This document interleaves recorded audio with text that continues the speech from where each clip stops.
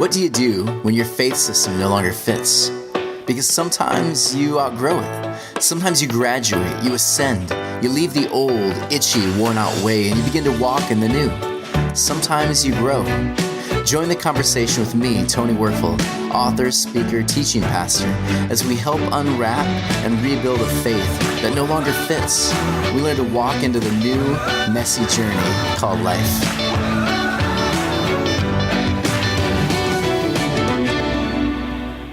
Hey everyone, this is Tony Werfel, and this is our third podcast. This one is entitled Fresh Off the Assembly Line, Our Dirt Shows. So what we're going to do today is we're going to look at Genesis chapter 3, and this is the story of the fall of Adam and Eve, and many of you guys have heard this before, but I want to look at it a little differently. So let me start with this. When I was younger, I heard this weird story over and over again, and honestly, even to this day, it's still very strange. Unless you look at it from a different perspective. And I would argue the perspective of that time period. So what I was taught was that Genesis chapter 3 essentially paints this picture of a couple, Adam and Eve, and they're fresh off the assembly line. They're bright-eyed and in awe of the world. And what happens next is God decides to test these flawless creatures to see if they would keep his commandments. And these commands, they actually seem really pretty arbitrary on the surface. So the idea here is eat this fruit from the wrong tree and the world, all mankind is going to always head toward disaster. And the only way to stop it now is if some kind of murder takes place that's going to satisfy God. And so God will at some point murder his son so that you and I are okay again. And so when you put this into language, it really does sound pretty archaic, pretty odd. And so it keeps going, don't eat from it. If you choose not to eat from it, you're going to be able to stay in the garden, which was always painted as like clouds and trees and this hot woman wearing the fig leaf. You remember that? And any pubescent boy growing up, you're screaming like, Adam, why would you eat the apple? Don't eat the apple. She's wearing a fig leaf, dude. Don't do it. This is so good. But they do. They end up doing the wrong thing. And so the story went that they eat from this tree of knowledge and they lose out on paradise. And so that whole idea that I just shared with you, the way I shared it, that idea is popularized by Augustine in 354 AD. And we call this original sin, and that's the idea there. But for the Hebrew people, it wasn't about original sin, that all of a sudden by eating one fruit, everything goes to crap. That's not how the Hebrews actually understood the story or even approached it. Here's how they approached it. It wasn't a fall down from perfection. It was actually a failure to grow into our humanity. And that makes way more sense to me. It's a failure to grow into our humanity. It was failing to use wisdom when we've just gained knowledge. So this way of understanding the story, it's way more compelling and raises some interesting questions that go beyond, did this literally happen on this day or that day? What about the giraffe? What about this? What about that? None of those questions really are that important anymore because now we're looking at the meaning. So look at some of this. First off, the word Adam, it actually means dirt. Adama. It's a reminder that we come from dirt, and we often find ourselves basically choosing things that sometimes bring us right back to a dirt-like existence. And then there's Eve, and this word has these connotations to life. So it gets even more interesting, because remember, these people are literally reading a man named Dirt, a woman named Life come together, they bring order. But when you look at the words for man and woman, which are used way more in the story than Adam and Eve, you'll see the connection and it'll start to make sense. So here it is. Man, the word for man is ish. And this word means fire, dominance, passion. And we oftentimes associate that with knowledge. And woman is ishah. And so you have ish, but you also have ah. And at the end, this word, it basically means divine wisdom. She's actually there now. So watch this. This is so beautiful. She is actually there to oppose her husband, to be the other voice when his fiery energy and passion begins missing the point. Come on. I see so many couples right now looking at each other. I can see the woman in the relationship being like, "See," I think that's so beautiful. So when two people come together with the divine, wisdom and power, they have the potential here to create something really beautiful, because it's all about being in relationship. That person you're with should at times be in disagreement with you. They should offer a different perspective. And that's actually a huge blessing. But when we take that power, that knowledge, and we steer it without wisdom, I think we've all seen what happens when we do that. We create atom bombs, we war with one another, we destroy the environment, we hurt each other. And so that's actually where now the tree comes in.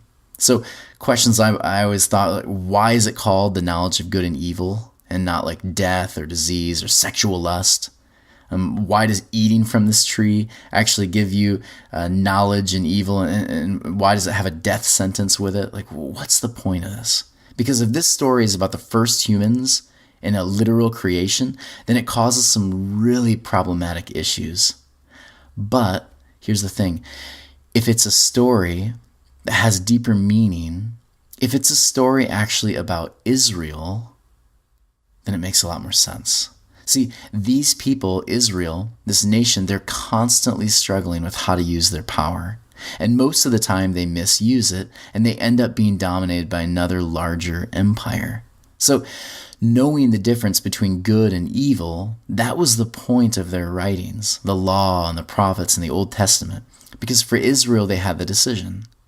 Do things with your power and authority that bring life, which in turn cause you as a nation to grow and prosper, or use your power and ultimately face exile from the land. The consequences are your own actions. So what if God didn't command Adam and Eve not to eat the fruit because knowledge is wrong? What if this story is actually God desiring to first help them learn what to do, how to steer the knowledge with wisdom? What if that is the point? Adam and Eve, what they do is they take the shortcut to get what was intended to be a really good thing. So true knowledge is only obtained when we learn to submit to others, when we learn the rules that kind of help govern us through difficult choices. It's learning how to steer your life, which really is what the law in these scriptures were supposed to do. It helped mankind steer all that power and freedom, potential, knowledge. It helped steer all of that in directions that bring order in life. Here's a story. When I was a high school teacher, there were these two kids. They were brothers, and they were struggling at home. And there's some really tough things going on, and it wasn't good. And so my wife and I, we hadn't had kids yet, and we thought, well, let's just take them in for the rest of the year, and let's see how it goes. Let's offer them a home where there's a little bit more consistency, and things are a little more balanced. And so we have these guys there, and we are like learning as we're going. We're trying to figure out how not to crash this thing. And so we're doing our best, and we're doing okay sometimes, and other times we're like, what in the world are we doing? Basically like parenting, right? It's hard. No one knows what they're doing. You can read all the manuals in the world, and you still won't get it right. You're going to mess up a lot. You gotta show yourself some grace. And so we're trying to figure it out. And one day the oldest comes to me and he says, look, I need to get my driver's license soon. And I'm thinking, oh, well, all right. I'll take you to the DMV. We'll get the test done. Do you need some help with it? Do you need some pointers on the test? And I noticed he started to get a little bit squirmy. And finally, after I kept asking him all these questions, he admitted at age 18, he actually had no idea how to drive a car. Dad and Mom, they never actually took him out to try to drive or even like let him sit behind the wheel. And so I decided I'd be like the hero.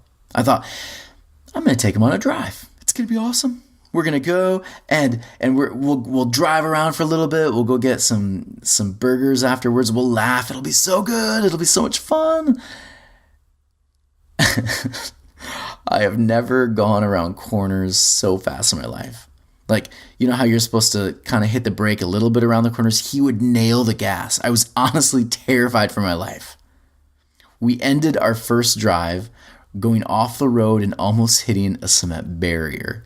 It was freaking nuts. It was terrifying.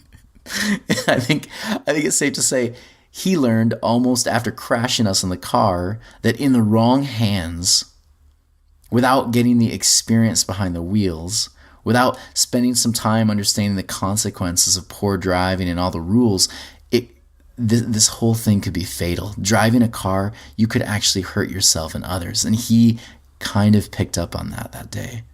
And I think that's the point in all this. It's not a literal origin story that removes science from the equation. It's about the pursuit of wisdom that leads to the tree of life for Israel, Adam and you and me. Because when we fail to allow wisdom to guide us, we basically crash and burn. So for Israel, the death of their nation, their identity, all hinged on what they did with the knowledge they had. And so then you have the serpent that's introduced. And the serpent is described as like more crafty than all the other animals. And even in Proverbs 1:4, you see the same word there, crafty. It's used, God gives wisdom, shrewdness to the simple. So crafty is this idea, it's a negative way of putting it. So shrewdness is actually the positive. So in Genesis, the serpent is crafty. So using this wisdom and this knowledge in the wrong direction to kind of deceive people. So it's almost like how I view car salesmen. Whenever my wife and I, we need to look at a car, and it's only happened a couple times, I'll go and they seem to like hone in on me immediately. Within seconds, they figured me out because I'm the weak one.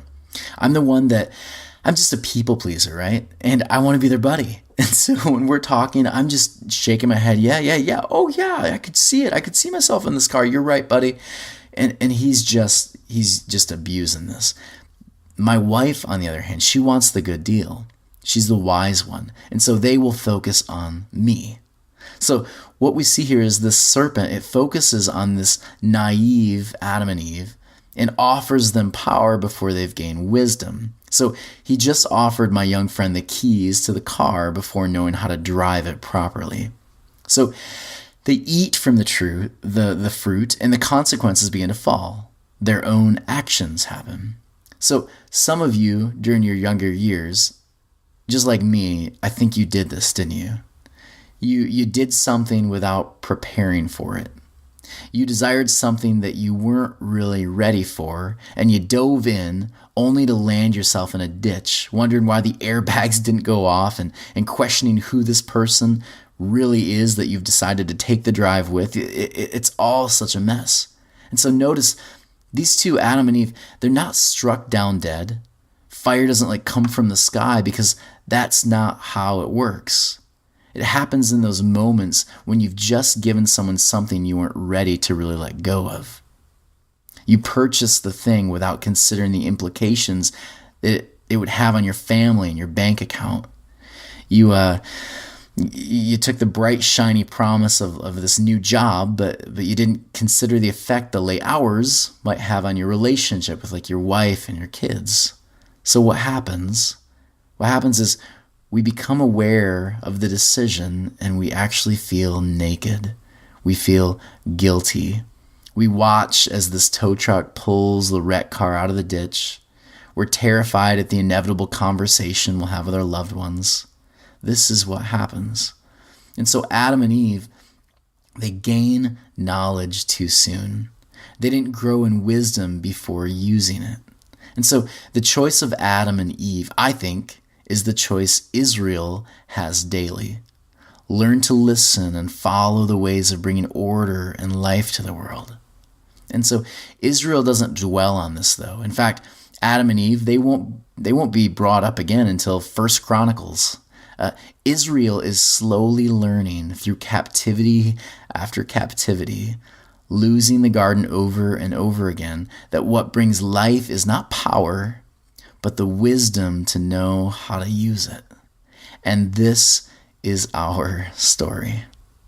What if you asked for wisdom like Solomon before gaining power?